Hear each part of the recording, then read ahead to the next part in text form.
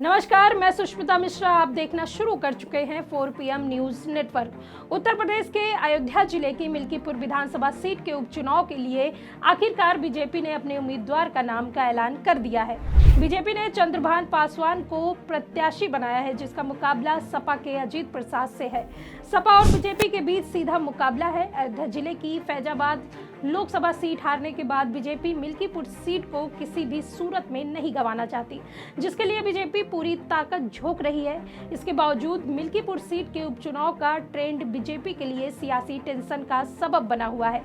ऐसे में देखना है कि चंद्रभान पासवान क्या सियासी बाजी पलट पाएंगे। अयोध्या जिले की फैजाबाद से अवधेश प्रसाद के लोकसभा सांसद चुने जाने के बाद मिल्कीपुर विधानसभा सीट पर उपचुनाव हो रहे हैं। अवधेश प्रसाद 2022 में मिल्कीपुर विधानसभा सीट से विधायक चुने गए थे। सपा ने मिल्कीपुर सीट पर अपना दबदबा बनाए रखने के लिए अवधेश प्रसाद के बेटे अजीत प्रसाद को उतारा है। तो वहीं बीजेपी ने 2022 में चुनाव लड़ने वाले बाबा गोरखनाथ की जगह चंद्रभान पासवान पर दांव खेला है। दोनों ही प्रत्याशी पासी समुदाय से आते हैं, जिसके चलते मुकाबला रोचक माना जा रहा है। आपको बता दें कि मिल्कीपुर विधानसभा उपचुनाव पर सिर्फ उत्तर प्रदेश की निगाहें नहीं, बल्कि देश भर की नजरें टिकी हुई हैं। इस सीट के जीत हार से भले ही सत्ता पर कोई असर न पड़े, लेकिन सियासी रूप से कुछ कह पाना मुश्किल है।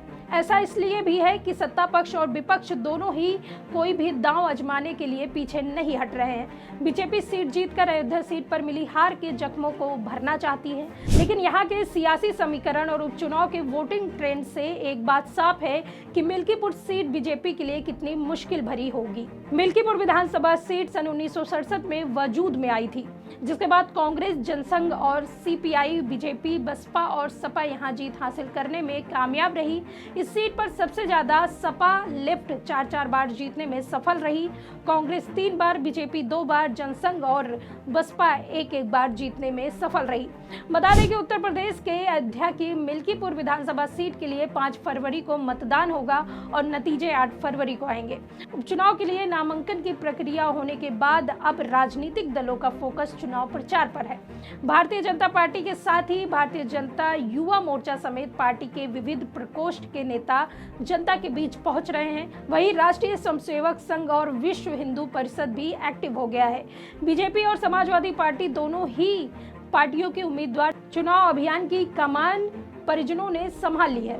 मिल्कीपुर उपचुनाव को सपा के नेता सत्ताधारी दल को लोकसभा चुनाव में पटखनी देने के बाद अब दोहरा घाव देने के मौके पर देख रहे हैं। वहीं बीजेपी ने मिल्कीपुर उपचुनाव को आम चुनाव की हार का बदला लेने के मौके के रूप में लेते हुए साख का सवाल बना लिया है।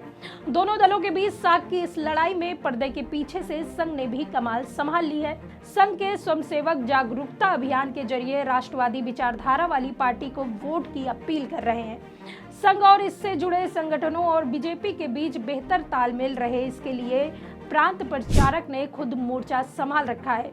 बीजेपी के कार्यकर्ताओं के साथ ही भारतीय जनता युवा मोर्चा के कार्यकर्ता भी जनता के बीच पीएम मोदी और सीएम योगी के नाम और काम को लेकर पहुंच रहे हैं। इसे सुरक्षित सीट पर दोनों ही दलों से अनुसूचित जाति के उम्मीदवार आमने सामने हैं। ऐसे में निर्णायक की भूमिका समान वर्ग और अन्य पिछड़ा वर्ग आ गए हैं। बीजेपी और सपा दोनों ही दलों ने इन वर्गों को अपने साथ जोड़ने के लिए पूरी ताकत झोंक दी है। समान वर्ग को साधे रखने के लिए बीजेपी सीएम योगी के नाम को आगे बढ़ा रही है। वहीं ओबीसी नेताओं की फौज भी डोर टू डोर कैंपेन कर रही है।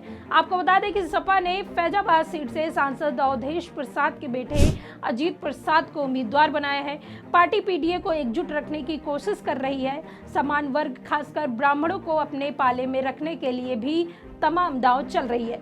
सपा उम्मीदवार की ओर से ब्राह्मण बाहुल गांव में प्रचार की कमान तेज नारायण पांडे पवन ने संभाल रखी है। आपको बता दें कि पवन पांडे के साथ ही कांग्रेस के ब्राह्मण चेहरे कमलासन पांडे भी सक्रिय हो गए हैं। इन दोनों ब्राह्मण नेताओं की सक्रियता के साथ ही पार्टी ने चुनाव प्रचार के बीच मिल्कीपुर विधानसभा क्षेत्र के निवासी गायक विकास तिवारी को पार्टी के संस्कृति प्रकोष्ठ का राष्ट्रीय महासचिव नियुक्त कर दिया है। वहीं सपा उम्मीदवार अजीत प्रसाद की ओर से चुनाव प्रचार की कमान उनके सांसद पिता अवधेश प्रसाद ने संभाल रखी है। अवधेश प्रसाद ही सपा के उपचुनाव प्रभारी भी हैं। वहीं अजीत के भाई अमित और परिवार की महिलाएं भी डोर टू डोर जनसंपर्क कर रही हैं। बीजेपी के टिकट पर मैदान पर उतरे चंद्रभान प्रसाद के खेमे में भी कुछ ऐसी ही तस्वीरें नजर आ रही हैं। वहीं चंद्रभान के पिता पूर्व प्रधान बाबा राम लखन ने मिल्कीपुर में ही डेरा डाल लिया है और गुजरात में साड़ी का व्यवसाय करने वाले उनके 5 भाई भी मिल्कीपुर पहुंचकर प्रचार कर रहे हैं। बीजेपी उम्मीदवार की पत्नी जिला पंचायत सदस्य कंचन पासवान भी महिलाओं के साथ साथ घर जाकर अपने पति के लिए समर्थन जुटा रही हैं। वहीं अब देखना होगा कि बीजेपी का काम जनता को कितना रास आता है और राम मंदिर के मुद्दे से बीजेपी चुनाव जीतती है या फिर जनता सपा के पीडीए फार्मूले को तवज्जो देकर बीजेपी प्रत्याशी की जमानत जब्त कराती है।